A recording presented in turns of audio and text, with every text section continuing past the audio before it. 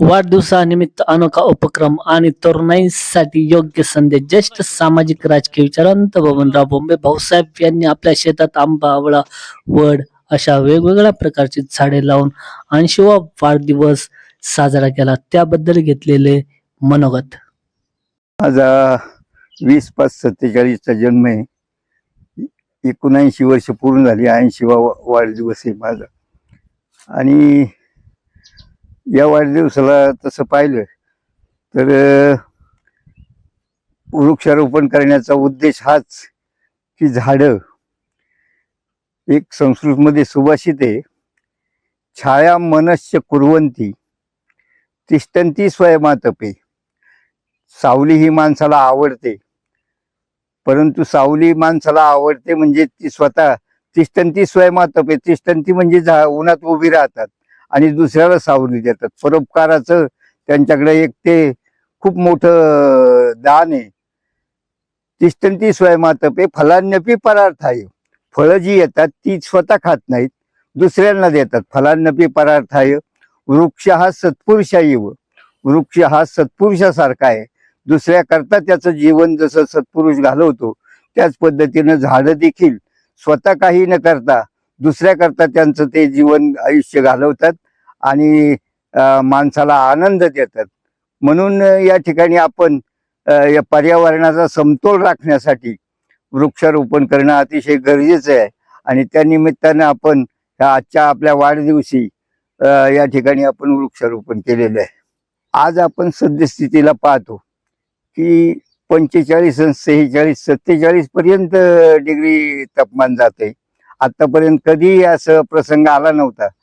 आज हे जे अनेक रोड होतात, अनेक कंपन्या, अमकं तमकं जे काही वसवलं जाते, सगळं पर्यावरणाचा ऱ्हास होत चाललेला आहे. आणि मग शहरी ही जंगलच जर इमारतींनी होत राहिली तर निश्चितपणानं पुढं माणसाला ऑक्सिजन मिळेल की नाही अशी शंका येते. आणि म्हणून आपण प्रत्येकाची ती जबाबदारी आहे. आपण काही का होईना, थोडं का होईना आपलं वृक्षारोपण केलं पाहिजे, म्हणजे पर्यावरण आपण त्याचा समतोल साधू शकू. ग्रामीण भागातल्या तरुणाला झाडांचं वगैरे ते महत्व पटलेलं असतं. शहरी भागात गेल्यानंतर त्याला झाड तिथं कुठं म्हणजे झाडांचं वृक्षारोपण करायला संधीच मिळत नाही.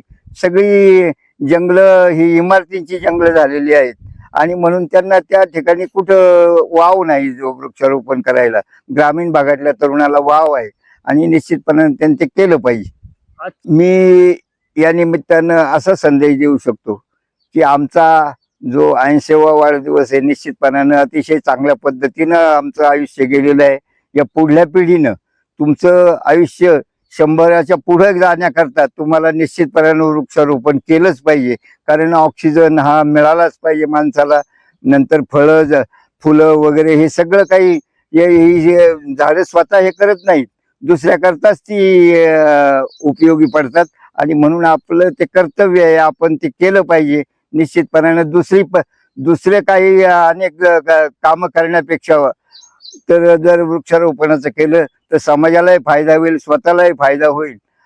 या निमित्तानं मी या ठिकाणी असं सांगू शकतो. निमित्त असं आहे की आपण वाढदिवस त्याचा धूमधडाक्यात साजरा करण्याचा प्रश्नच येत नाही. ज्याला भरपूर आयुष्य मिळाले तो निश्चितपणानं त्याला चांगल्या पद्धतीचंच आरोग्य तो जगलेला असतो आणि त्याला ते अजूनही आरोग्य वाढवण्याकरता आपण हाच पर्याय निवडला पाहिजे ना. जे काही समाज याला जे आपल्याला लागते ते निश्चितपणानं निरोगी राहण्याकरता जे पर्याय आहेत ते आपण केलेच पाहिजेत. धन्यवाद.